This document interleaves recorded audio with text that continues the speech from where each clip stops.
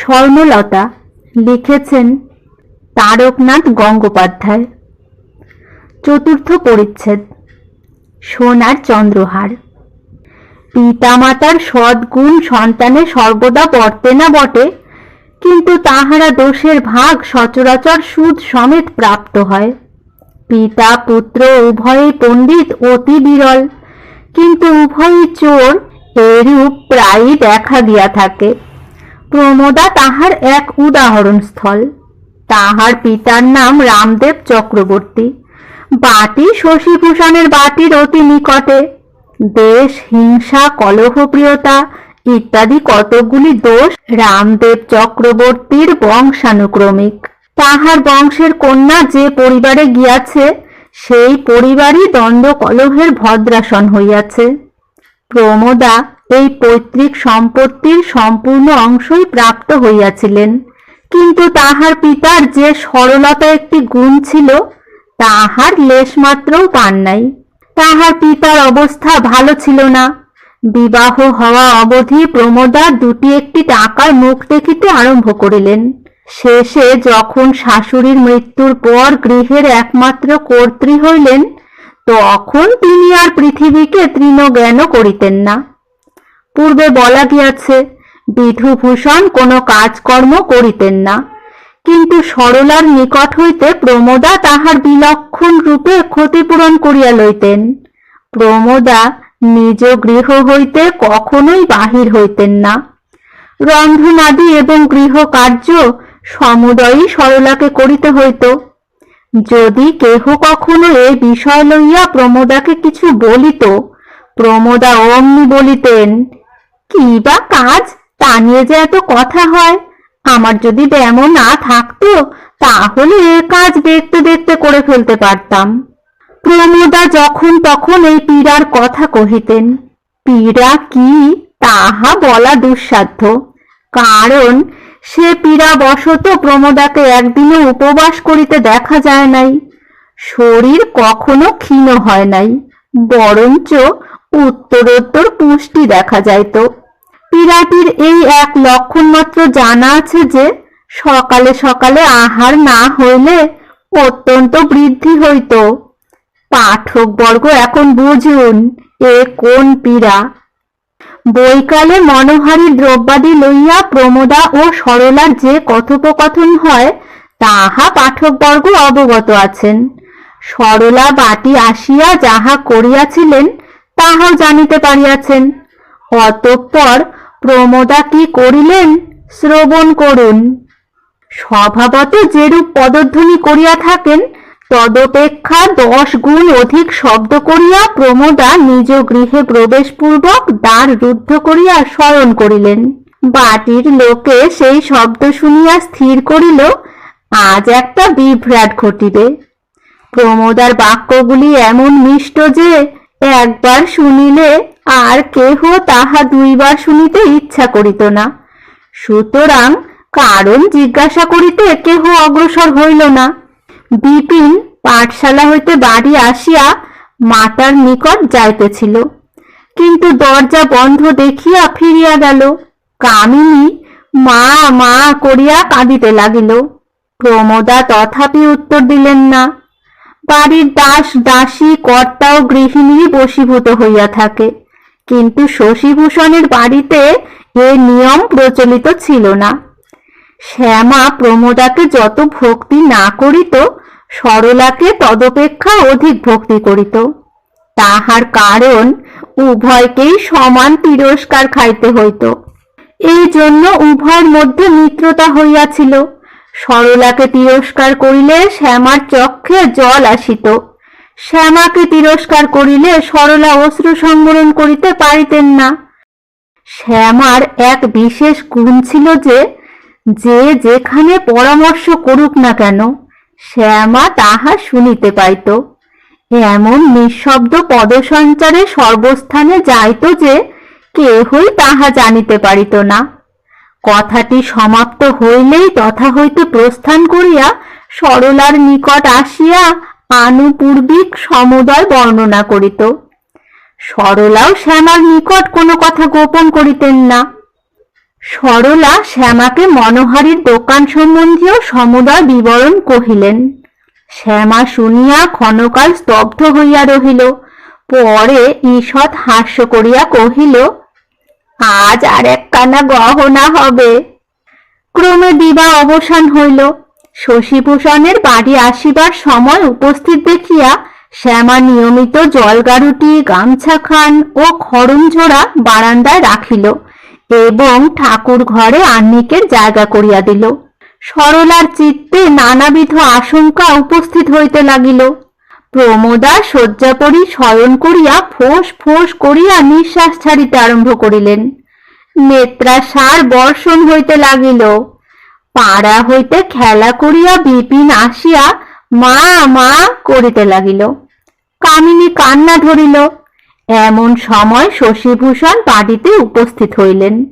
প্রত্যহ যেরূপ প্রথমত নিজ গৃহে যাইতেন, আজও শশীভূষণ সেইরূপ যাওয়াতে গৃহদ্বার রুদ্ধ দেখিয়া দ্বারে আঘাত করিলেন। কিন্তু কোনো উত্তর না পাইয়া ঘরে কে আছে বলিয়া বারংবার ডাকিতে লাগিলেন। তথাপি কোনো উত্তর পাইলেন না। পরিশেষে শ্যামাকে ডাকিয়া জিজ্ঞাসিলেন, শ্যামা, এরা কোথায় গিয়াছে? শ্যামা উত্তর করিল, ওই ঘরের মধ্যেই আছেন। এই বলিয়া একটি কলসি লইয়া জল আনিবার ছলে তথা হইতে প্রস্থান করিল। শশীভূষণ এবার কিঞ্চিত রাগত হইয়া জিজ্ঞাসা করিলেন, বলি দোর খুলে দেবে না আমি চলে যাব? প্রমোদা বুঝিতে পারিলেন যে আর অধিক কষ্টাইলে লেবু তিক্ত হইবে। এজন্য আস্তে আস্তে উঠিয়া দরজা খুলিয়া দিয়া পুনরায় শয়ন করিলেন। শশীভূষণ তাহার আরক্ত নয়ন, মলিন বদন ও ঘন ঘন নিঃশ্বাস দেখিয়া বুঝিতে পারিলেন কাণ্ডটা কি। কারণ প্রমোদার পক্ষে এরূপ রাগ করা নূতন ব্যাপার নহে। মধ্যে মধ্যে প্রয়োজন হইলেই রাগ হইত। একখান নূতন গহনা কিংবা একখান ভালো কাপড় লইতে হইলেই প্রমোদা রাগ করিতেন। শশীভূষণও প্রার্থিত দ্রব্যাদি দিয়া রাগ ভঙ্গ করিতে ত্রুটি করিতেন না। এজন্য শশীভূষণ নিকটে গিয়া জিজ্ঞাসা করিলেন, আজ আবার কি? কোনো উত্তর নাই। বলি, আজ আবার কি হলো? নিরুত্তর, যেন দেওয়ালের সহিত কথোপকথন হইতেছে। তৃতীয়বার জিজ্ঞাসায় কোনো উত্তর না পাইয়া শশীভূষণ মনে করিলেন আজকার ব্যাপারটি বড় লঘু নহে। শ্যামাকে ডাকিয়া বৃত্তান্ত অবগত হওয়া যাউক। এজন্য শ্যামা শ্যামা করিয়া ডাকিতে লাগিলেন। কিন্তু তাহার উত্তর না পাইয়া উচ্চস্বরে বলিয়া উঠিলেন, কি বিপদ! কেউ কি আমার কথার জবাব দেবে না? এই কথা শুনিয়া প্রমোদা সকরুণ বচনে কহিলেন, কি কি বলছো? এতক্ষণ পরে হুঁশ হলো নাকি? তুমি কি এখানে ছিলে না, না কালা হয়েছ যে আমার কথা এতক্ষণ শুনতে পাওনি? আমি কালাই হই আর কানাই হই, লোকের তাতে কি ক্ষতি? আমাকে যদি কেউ দেখতে না পারে তবে আমাকে বলে না কেন? তাহলে আমি চলে যাই, তাদের উৎপাত যায়। শশীভূষণ সমস্ত দিবস পরিশ্রমের পর বিরক্ত হইয়া বাড়ি আসিয়াছেন। এই কথা শুনিয়া ক্রুদ্ধ হইয়া কহিলেন, রোজই বলো চলে যাব, কই যাও দেখি কোথায় যাবে? কেন, আমার কি যাবার জায়গা নেই? বাপের বাড়ি গিয়ে পড়ে থাকলে তারা চারটি না দিয়ে খেতে পারবে না। বিষের সঙ্গে খোঁজ নাই, কুলোপানা চক্র। প্রমোদার বাপের বাড়ির অবস্থা তো অর্ধভক্ষ ধনুর গুণ। নিকটে বলিয়া প্রমোদা মাঝে মাঝে চালতে ডালতে কখনো টাকাটা শিকেটা চুরি করিয়া পাঠাইয়া দিতেন এবং তাহার জোরেই রামদেবের প্রত্যহ আহার চলিত। শশীভূষণ টের পাইয়াও সে সকল দেখিতেন না। এজন্য প্রমোদার বাপের বাড়ি যাইবার কথা শুনিয়া তাহার হাসি আসিল। বলিলেন, যাও, এক্ষুনি যাও, কিন্তু আমি চাল ডাল পাঠাতে পারবো না। বাপের বাড়ির নিন্দা কখনোই স্ত্রীলোকের সহ্য হয় না। বিশেষত প্রমোদা রাগ করিয়াছিলেন। এজন্য শশীভূষণের ব্যঙ্গোক্তি শুনিয়া একেবারে মর্মে বেদনা পাইলেন। এবং অধবদনে অশ্রুপাত করিতে লাগিলেন। শশীভূষণ বুঝিতে পারিলেন প্রমোদাকে গুরুতর বেদনা দেওয়া হইয়াছে, কিন্তু তখনই কোনো সান্ত্বনার কথা কহিলে বেদনার হ্রাস না হইয়া বরং বৃদ্ধি হইবে, এই ভাবিয়া তথা হইতে চলিয়া গেলেন। কিন্তু স্থানান্তরে গিয়াও অধিকক্ষণ থাকিতে পারিলেন না।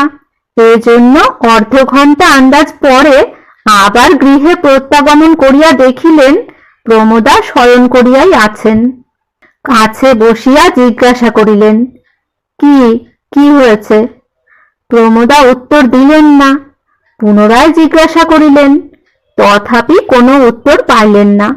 ক্ষণকাল চিন্তা করিয়া শশীভূষণ আরম্ভ করিলেন, অদৃষ্টে যার যা লেখা থাকে কার সাধ্য তাহার খণ্ডন করে। মনে করে আসতেছিলাম যে চন্দ্রহারের জন্য 1 বৎসরের দরবার হচ্ছে, আজ তার বায়না দিলাম, আজ বাড়ি গিয়ে বড় আদর পাব, কিন্তু অদৃষ্টে তা তো নেই, সুতরাং কি প্রকারে তা ঘটবে? আদর পড়ে মরুক, আজ কথাটিও শুনতে পাই না। শশীভূষণ পূর্ববৎ বলিতে লাগিলেন, বিধু কহিত এখন চন্দ্রহার স্থগিত রেখে বরঞ্চ বৈঠকখানা ঘরটি সম্পূর্ণ করুন। আমি মনে করলাম বৈঠকখানা তো হবেই, যেখানে অর্ধেক হয়েছে আর অর্ধেক বাকি থাকবে না। প্রমোদা আর থাকিতে পারিলেন না। প্রথমত সোনার চন্দ্রহারের কথা, দ্বিতীয়ত তদ্বিষয়ে বিধুভূষণের প্রতিবন্ধক হওয়া। ইহা শুনিলে মৃত হইলেও প্রমোদার চৈতন্য হইত। তিনি কহিলেন, ওদের 2 জনের জ্বালাতেই তো চিরটা কাল জ্বালাতন হলাম, আমাদের এত অনিষ্ট করেও কি ওদের মনোবাঞ্ছা পূর্ণ হলো না? শশীভূষণ ব্যগ্র হইয়া জিজ্ঞাসা করিলেন, ওরা কারা, আর তোমাকেই বা কি জ্বালাতন করলে? কি জ্বালাতন করলে আবার জিজ্ঞাসা করছো? কেন, বাকি রয়েছে কি? স্পষ্ট করে না বললে তো আমি বুঝতে পারি না। আমি তো জানই যে এক কথার অর্ধেক না শুনিয়াই সম্পূর্ণ বুঝতে পারবো। তুমি তো একা বিধুর নাম করো নাই, ওরা বললে।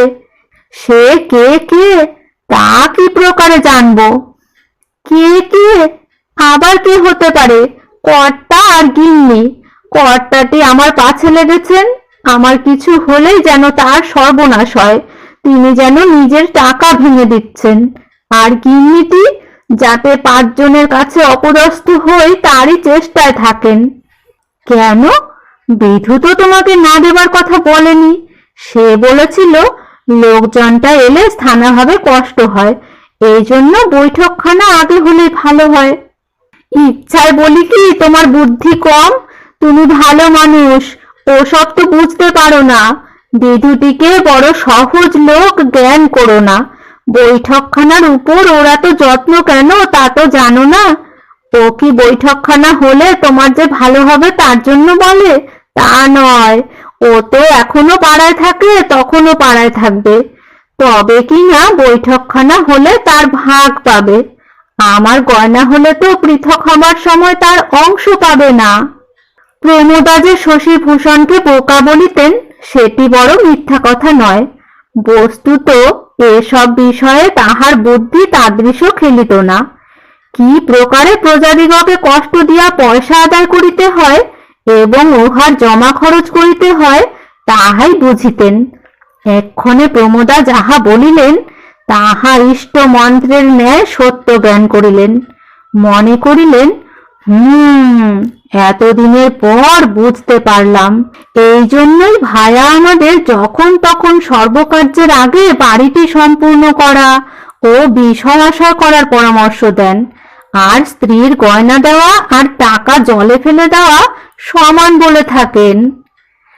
এতদূর পর্যন্ত মনে মনে করিয়া প্রকাশ্যে কহিলেন, তুমি ঠিক কথা বলেছ। আমি যদি আগে জানতে পারতাম তবে একখানিও ইট প্রস্তুত করাতাম না। তুমি তো আমার কথা শুনো না, জিজ্ঞাসাও করো না। তুমি মনে মনে ভাবো তোমার ভাইটি যেন রামের ভাই লক্ষণ, কিন্তু ওটি যে ভরত তা তো জানো না। বৈঠকখানা ওই পর্যন্তই থাকলো, দেখি কে করে। আর কি বলছিলে? গিন্নির কথা কি বলছিলে?